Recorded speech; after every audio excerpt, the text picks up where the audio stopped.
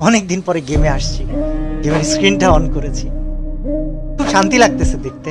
এবং একটা মজার বিষয় কি জানো, একটা সময় মনে হয়তো ভিউ পাইতেই হবে, একটা সময় মনে হয়তো টাকা কামাইতেই হবে, অনেক কিছু করতে হবে। এটা এখন কি মনে হয় জানো, এখন মনে হয় কিছু একটা করে যেতে হবে যেটার জন্য মানুষ আমাকে আজীবন মনে রাখবে।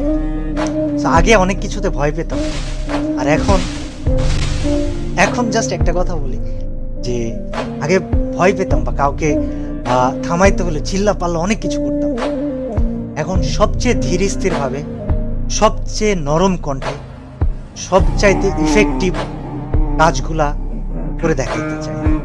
আমার জন্য দোয়া করো, আমার সাথে থাইকো।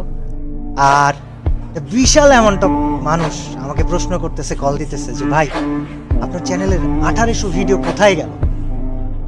ওয়েল, কোথায় গেল কি হলো তোমাদেরকে বলবো না, তবে বিষয় হচ্ছে যে একটা পরিকল্পনা ছিল, আছে।